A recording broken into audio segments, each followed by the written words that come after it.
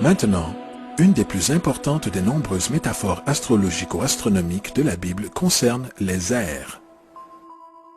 À travers les Écritures, il y a une multitude de références à l'ère.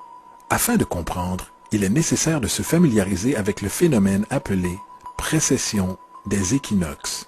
Les Égyptiens, ainsi que les civilisations plus anciennes, reconnaissèrent qu'environ tous les 2150 ans, le lever du soleil au matin de l'équinoxe de printemps se produit sous un signe différent du zodiaque selon l'époque. Ceci s'explique par un léger déplacement angulaire que la Terre maintient lors de la rotation sur son axe. On le qualifie de précession car les constellations reculent au lieu d'avancer dans leur cycle annuel normal. Le temps nécessaire à la précession pour traverser tous les 12 signes est approximativement 25 765 années. Cette durée s'appelle aussi la Grande Année, et les civilisations anciennes en étaient très conscientes. Elles faisaient référence à chaque période de 2150 ans comme une ère. De 4300 avant Jésus-Christ à 2150 avant Jésus-Christ, c'était l'ère du Taureau. De 2150 avant Jésus-Christ à l'an 1 après Jésus-Christ, c'était l'ère du Bélier. Et l'an 1 après Jésus-Christ à 2150 après Jésus-Christ, c'est l'ère du Poisson, ère dans laquelle nous nous trouvons encore à ce jour. Et vers l'an 2150, nous entrerons dans la nouvelle ère, l'ère du Verseau. Généralement parlant, la Bible révèle un mouvement symbolique au travers de 3 ères tout en laissant entrevoir une 4e. Dans l'Ancien Testament, quand Moïse descend du mont Sinaï avec les 10 commandements, il est très contrarié de voir son peuple vénérer un veau d'or. En fait, il brisa les tablettes de pierre et ordonne à son peuple de s'entretuer pour se purifier. La plupart des spécialistes bibliques attribuent cette colère du fait que les Israélites étaient en adoration devant ce qui devait être une fausse idole. En réalité, le veau d'or représente l'ère du Taureau et Moïse représente la nouvelle ère, l'ère du Bélier. C'est pourquoi, de nos jours encore, les Juifs soufflent les cornes du Bélier, les cornes du Jubilé. Moïse représente la nouvelle ère, celle du Bélier, et à l'arrivée d'une nouvelle ère, chacun doit abandonner l'ancienne. D'autres divinités marquent également cette transition, comme Mithra, un dieu pré-christianisme qui tue un taureau dans le même symbolisme. Jésus est le personnage qui inaugure l'ère suivant celle du Bélier, l'ère du Poisson, représentée par 2 poissons. Le symbolisme du poisson est très abondante dans le Nouveau Testament, puisque Jésus nourrit 5000 personnes avec du pain et 2 poissons. Quand il commence son ministère à Galilée, il se lie d'amitié avec 2 pêcheurs qui le suivent. Nous avons tous vu l'autocollant de Jésus Poisson à l'arrière des voitures de certaines personnes. Ils n'ont pas la moindre idée de sa véritable signification. C'est un symbole astrologique païen pour le royaume du soleil durant l'ère du Poisson. De plus, la date de naissance supposée de Jésus marque essentiellement le commencement de cette ère. Dans Luc 22:10, quand Jésus est interrogé par ses disciples sur le lieu de célébration de la prochaine Pâque, Jésus répond « Voici quand vous serez entrés dans la ville, vous rencontrerez un homme portant une cruche d'eau. Suivez-le dans la maison où il entrera. » Ce passage est de loin le plus révélateur de toutes les références astrologiques. L'homme portant une cruche d'eau est le Verseau, le porteur d'eau, qui est toujours représenté comme un homme versant de l'eau de sa cruche. Il personnifie l'ère suivant celle du Poisson, et quand le Soleil, le Fils de Dieu, quittera l'ère du Poisson, il ira dans la maison du Verseau, puisque le Verseau suit le Poisson dans la précession des équinoxes. Tout ce que Jésus dit, c'est qu'après l'ère du Poisson viendra l'ère du Verseau.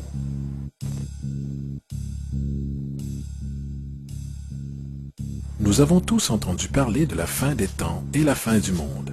Mis à part les caricatures du livre des Révélations, la source principale de cette idée vient de Matthieu 28:20, où Jésus dit « Je serai avec vous jusqu'à la fin du monde ». Cependant, dans la version du roi Jacques, « monde » est une erreur de traduction parmi tant d'autres. En fait, le mot employé est « ion », qui veut dire « âge » ou « ère ».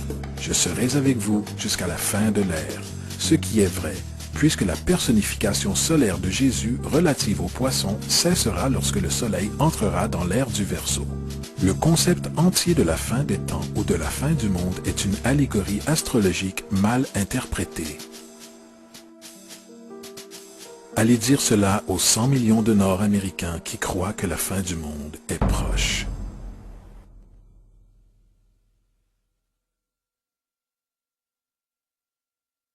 De plus, le personnage de Jésus, un hybride littéraire et astrologique, est explicitement un plagiat du dieu soleil égyptien Horus.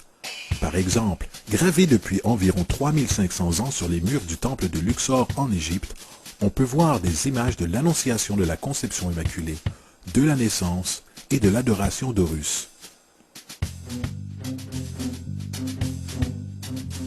Ces images commencent avec Thoth, prévenant la Vierge Isis qu'elle donnera naissance à Horus, Neph, le Saint-Esprit, fécondant la Vierge, puis enfin la naissance virginale et l'adoration. C'est précisément l'histoire de la conception miraculeuse de Jésus. En fait, les similarités littéraires entre la religion égyptienne et la religion chrétienne sont ahurissantes.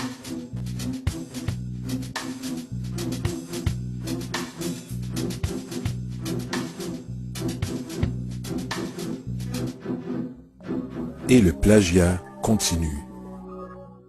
L'histoire de Noé et de l'arche de Noé est prise directement de la tradition. Le concept de déluge est très répandu dans le monde antique avec plus de 200 citations à travers différentes époques. Cependant, pour trouver une source pré-christianisme, il suffit de lire l'épopée de Gilgamesh, écrite en 2600 avant Jésus-Christ. Ce récit traite d'un déluge commandé par Dieu, d'une arche accueillant des animaux sauvés et même du lâcher et du retour d'une colombe. Tous ces faits et beaucoup d'autres est en commun avec le récit biblique. Il y a le plagiat de l'histoire de Moïse. À la naissance de Moïse, il est dit qu'il fut placé dans un panier de roseaux et laissé à la dérive dans une rivière afin d'échapper à un infanticide. Plus tard, il fut sauvé par une princesse qui l'éleva en tant que prince. Cette histoire de bébé dans un panier a été directement reprise du mythe de Sargon d'Akkad qui date d'environ 2250 avant Jésus-Christ. Sargon, bébé naissant, fut placé dans une corbeille de roseaux afin d'échapper à un infanticide et fut laissé à la dérive dans une rivière. Il fut ensuite sauvé et élevé par Aki, une sage-femme royale. De plus, Moïse est connu comme le porteur des lois, le porteur des 10 commandements, la loi de Moïse. Toutefois, l'idée de loi transmise par un dieu à un prophète sur une montagne est aussi un thème très ancien. Moïse n'est qu'un porteur de loi parmi une longue lignée de porteurs de loi dans l'histoire mythologique. En Inde, Manu était le grand porteur de loi. En Crète, Minos descendit du mont Dictée où Zeus lui donna les lois sacrées. Alors qu'en Égypte, il y avait Mysès qui portait des tablettes de pierre sur lesquelles les lois de Dieu étaient inscrites. Manu, Minos, Mysès, Moïse. Et tant qu'aux 10 commandements, ils ont été directement sortis du chapitre 125 du livre des morts égyptien. Ce qui était formulé dans le livre des morts par la phrase « Je n'ai pas volé » est devenu « Tu ne voleras point ». « Je n'ai pas tué » est devenu « Tu ne tueras point ». « Je n'ai pas menti » est devenu « Tu ne porteras point de faux témoignages contre ton prochain ». Ainsi de suite. Il est probable que la religion égyptienne soit la base fondatrice de la théologie judéo-chrétienne.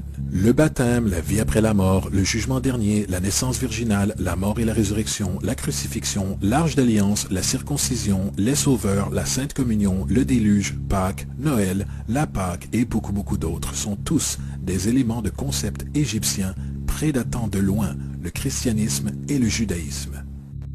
Justin Martyr, un des premiers historiens et défendeurs du christianisme, a écrit « Lorsque nous disons que lui, Jésus-Christ, notre Maître, fut engendré sans union sexuelle, fut crucifié et mourut et ressuscita et monté aux cieux, nous n'avançons rien de différent de vos croyances concernant le fils de Jupiter. »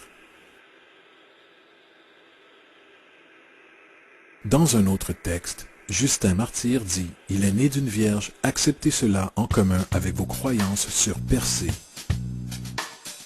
La Bible n'est rien d'autre qu'une hybride littéraire astro-théologique, comme pratiquement tous les mythes religieux la précédant. En fait, le transfert d'attributs d'un personnage à un autre peut être retrouvé dans la Bible elle-même. Dans l'Ancien Testament, il y a l'histoire de Joseph. Joseph était un prototype de Jésus.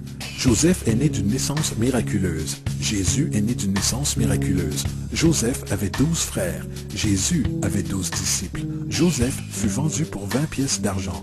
Jésus fut vendu pour 30 pièces d'argent. Son frère Judas suggéra de vendre Joseph. son disciple, Judas, suggéra de vendre Jésus. Joseph entreprit son œuvre à l'âge de 30 ans. Jésus entreprit son œuvre à l'âge de 30 ans. Les analogies n'en finissent pas.